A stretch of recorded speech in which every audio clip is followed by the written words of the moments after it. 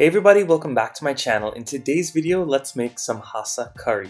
Now this is not your normal, regular, traditional Hassa curry. This is my Aunty Kavita's recipe and she's going to be adding in some pigeon peas. Let me tell you all what, these pigeon peas soak up that amazing sauce and gravy from the curry. You're never going to want to make it any other way once you try it this way. So let's get into it. The first thing to do when making a really good Hassa curry is to make sure you clean your Hassa very well. So what Aunty Kavita did is she went ahead and took a very sharp pair of scissors or kitchen shears and she went ahead and she cut off a piece of the tail, she cut off all the fins, she cut off the whiskers from the fish, etc, etc. You want to make sure to cut off any bits that you wouldn't want to eat. Now once she did all of that, she split them in their belly and she removed all of the guts and the organs and the blood from the inside, and one by one she went ahead and she washed them inside. Now this is definitely a process and it's a labor of love, but definitely do not miss out on it or else you're going to have a very rank Hassa curry, and that is not what you want at all. Once she went ahead and she cut off the fins and rinsed out the insides and split the belly, she went ahead and she added on a whole bunch of salt on top of the Hassa. That's called corning the Hassa. Basically what you do is you put the salt all over it, even in the belly, and you allow it to sit for maybe 30 minutes up to an hour, and once that's done you can go ahead and wash it very well, and that'll take care of some of the rankness. If you wanted to, you could also wash with lime, you could do it with vinegar. Some people even put some flour and wash it that way. So here's all of our cleaned Hassa washed very well. I have my seasonings, my curry powder, masala, garlic, hot pepper. I also have a little bit of all-purpose seasoning there and a little bit of ground geera or cumin. I have my green seasoning, tomatoes, scallions, tomato paste, some onions, and some Wiri-Wiri peppers. And as per the usual, all of these ingredients and measurements will be left in the description box right below this video. All you have to do is click on the drop-down menu and a drop-down menu will appear and you're going to see all of the ingredients and the proper measurements so you can put this delicious recipe together. So the first thing that we're going to do is we're going to fry our Hassa. Now, this is a step that not many people do. We do it because we find that it takes away some of that extra rankness that the Hassa has. Now, it is also optional because if you clean your fish very well, it should not have a rank taste. But this is just an extra precaution you can take if you want to do this. Fun fact, my Aunty Kavita, when she makes this, she doesn't always fry the Hassa. So this step is just an added step that she put in. But if you wanted to take the extra precaution, you definitely can do so. I will mention this is something you should try to do outside if you can, because if you do it inside, this pitches up a lot and it makes a lot of mess. And I will also say to be careful because it's very easy to get burnt with this hot oil, especially being that those fish are wet in the inside. All we're going to do is lay them in a little shallow pot of oil and we're going to allow them to fry for maybe about 2 minutes on each side. This is also going to help to seal those Hassas. You see that we're using small Hassa today. We do not like big Hassa, but if you're using the small Hassas, they tend to be more delicate. And by frying them, you actually seal in the Hassa better and it helps for the bones not to fall apart when you go to curry it. And after about 2 minutes on one side, you're going to see that they're ready to flip. And the way you know they are ready to flip is they're going to get like a nice white coating on the outside.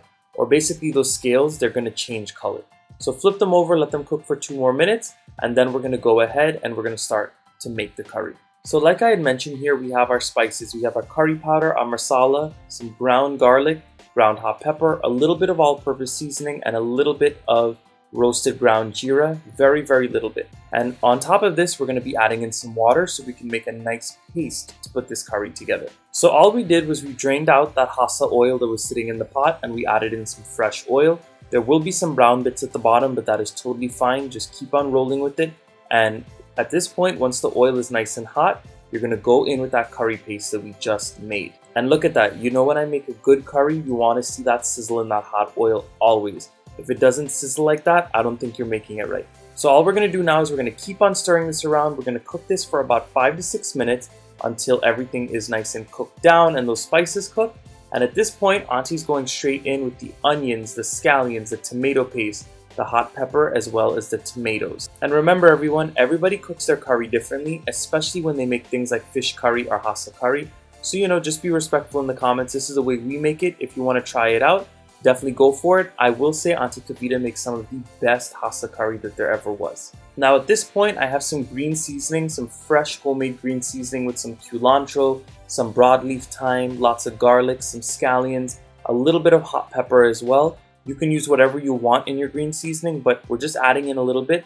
And whenever you use green seasoning, especially in fish curry, I find it also helps to take away some of that fishiness just because it's so fresh and it has a lot of flavor.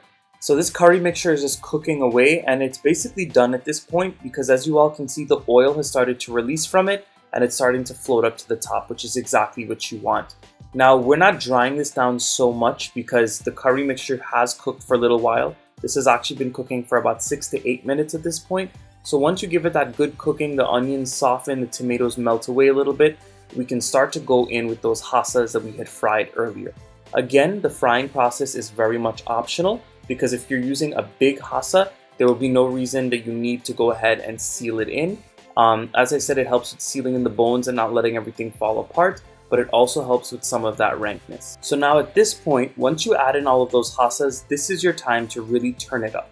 Now, the reason why you want to turn it up now is, number one, you have to coat the fish with that delicious gravy and that spice mixture that we made, but also because later on when the fish is done cooking, it's going to be very delicate, and if you turn it up too much, all the bones are going to fall apart and you're just going to have gravy with bones floating throughout, which is not what you want. So make sure you toss it up now very well while the fish is still intact, and then you can go ahead and add in your water and move from there. So my Hassa is fried up for about 2 minutes, and at this point, Auntie's going to be going in with a little bit of water. As you all can see, we're not covering the fish with so much water yet. We just want to loosen everything up on the bottom a little bit and get a little bit of gravy going. But at this point, we're going to cover it and we're going to let it sit for about 10 minutes. So this way that fish can really soak in that spice mixture a little bit more before we add in all the water. And after that couple of minutes, it's time to go in with the pigeon peas. Now this right here is the pigeon peas that they sell in a can, and it comes soaked in coconut milk already. If you wanted to, you can use separate coconut milk and separate pigeon peas. If you wanted to boil your own pigeon peas or use the frozen version, go ahead and use whatever it is that you prefer. But this is what we like to use just because it's nice and easy and there's no hassle at all. And at this point, this is where we're going to start to add in our water and really give it a nice gravy. So at this point, without breaking up the fish too much, you can go ahead and try to just toss everything together very gently like you see I'm doing here. And again, it depends on your own taste, your own preferences. If you want to add in more water, you want a lot of gravy, you can do that. We just prefer a nice, thick, clinging gravy. Also going to see Aunty Kavita go in with just a little bit more coconut milk. If you don't like it super rich with the coconut milk, you do not have to add it. My grandmother, when she makes Hassa curry, she actually does not add in coconut milk to hers because she really likes that curry flavor to speak through. And after about 15 to 20 minutes later, you're going to see that your Hassa are done cooking. Again, we have very small Hassa today, so we did not need to cook it for super long. But this right here was some of the best Hassa curry that you will ever eat. You can finish these off with some fresh scallions, you can add in some fresh green seasoning, whatever you want. You can even add in some pepper sauce or some chopped pepper just to add some freshness, but this is ready to serve.